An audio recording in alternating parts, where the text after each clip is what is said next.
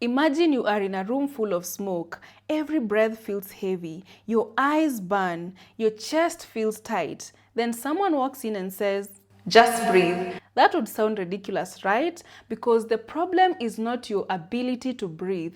The problem is the environment. And I think many of us are mentally exhausted, not because life is unusually difficult, but because we've normalized things that are quietly polluting our mental environment to a point where we can't breathe. Hello, I'm Winnie Marita. Welcome back to Your Mind is the Limit community. This is a space where we help you move from mental limitation to mental liberty by having conversations on how to break limiting beliefs, build a strong mindset, understand yourself on a deeper level, and become the best version of yourself from the inside out. In today's video, I want to talk about 3 everyday habits that are quietly polluting your mental environment. Without further ado, let's get into it. The first thing that is quietly polluting your mental environment is consumption. What you constantly consume is a reflection of who you are. You remember that saying that our parents and teachers used to tell us, "Show me your friends and I'll tell you your future."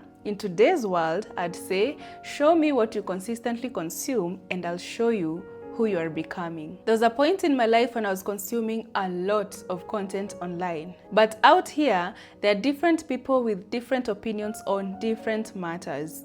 But the unfortunate part was that I was not grounded. I didn't have my own convictions and opinions. For instance, when I heard something today that was profound, I'll be like, yeah, that makes sense.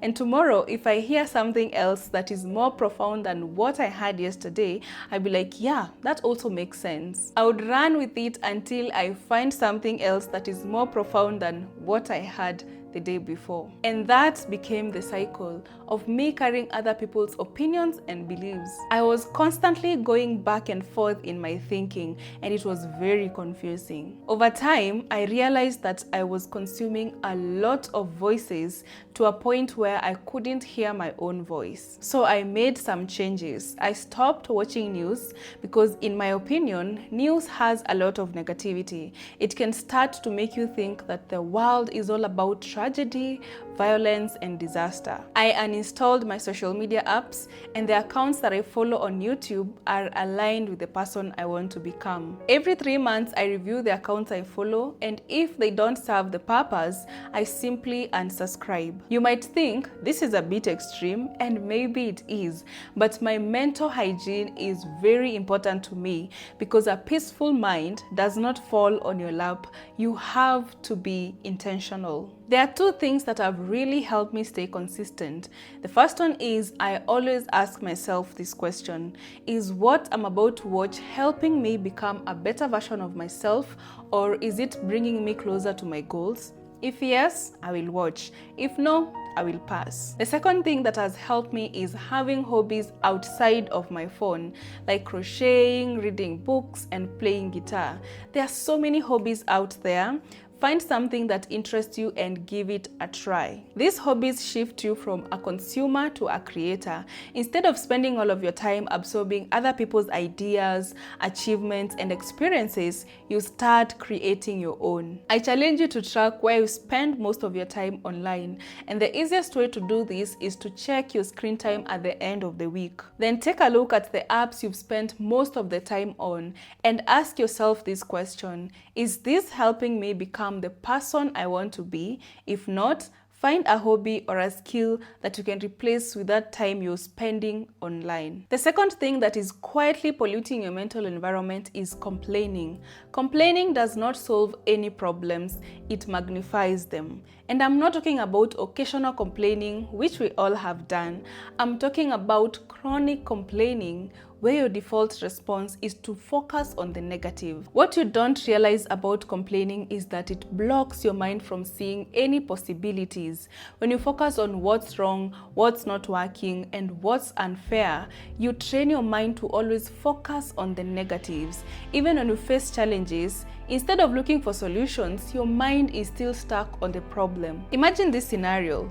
2 men get fired on the same day. The They're both frustrated, disappointed, and worried of what will come next. The following day, Derek goes to his friends and spends hours talking about how unfair everything is. He blames his boss, he blames the company, he complains about the economy, he replays the situation over and over again, telling anyone who will listen how badly he was treated. A week later, he's still having the same conversations. A month later, he's still focused on what happened. Now, was Derek wrong for being upset? Of course not.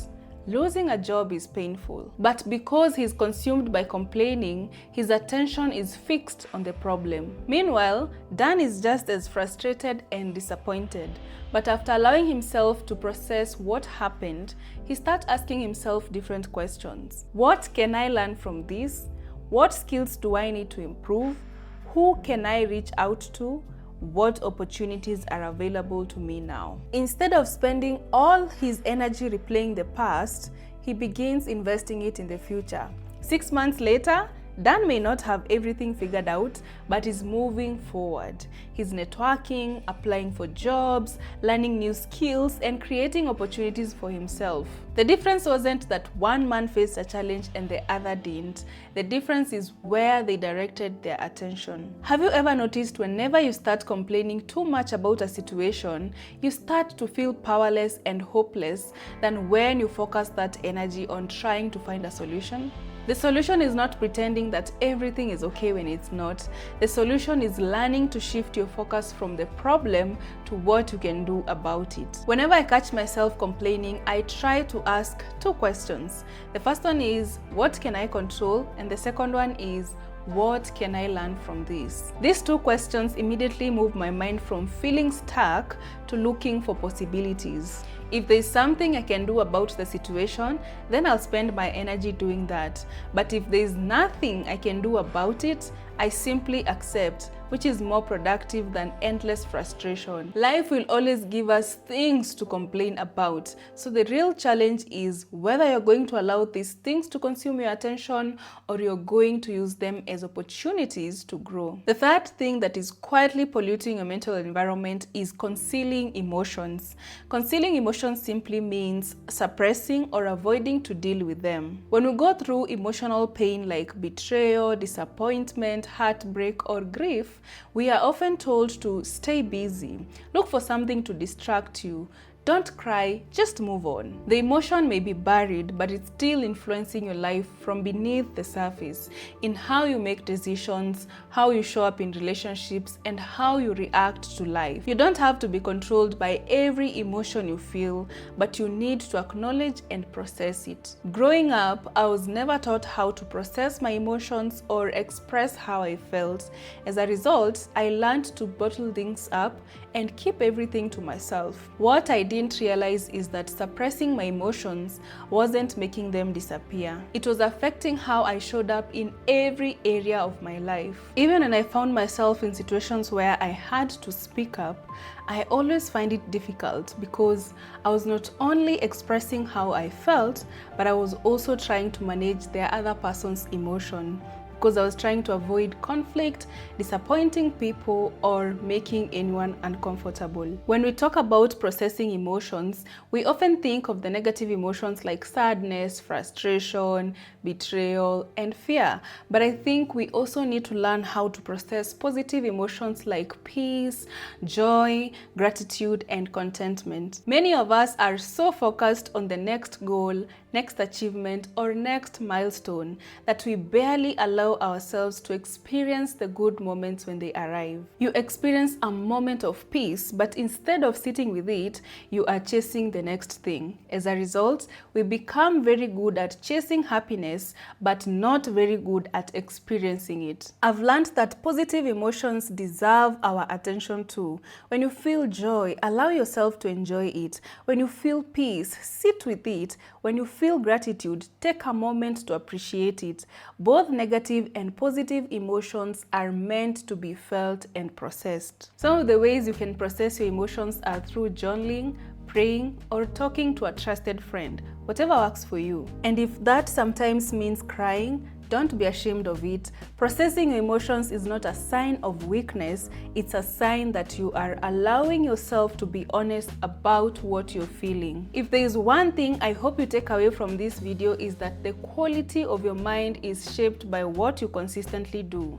And the truth is, none of these habits affect us overnight. They stay in the background until one day they become the lens through which you see yourself and the world around you. The good news is that if habits can shape your mind in a negative way, they can also shape it in a positive way. Small changes might not seem like much at the moment, but over time, they can transform the quality of your mind and your life. Today, we've talked about 3 everyday habits that are quietly polluting your mental environment. Next week, which will be a part 2 of this video, I'll be sharing some of the things I personally do to create a healthier mental environment and protect my peace. Thank you so much for watching this video. I'll see you in the next episode.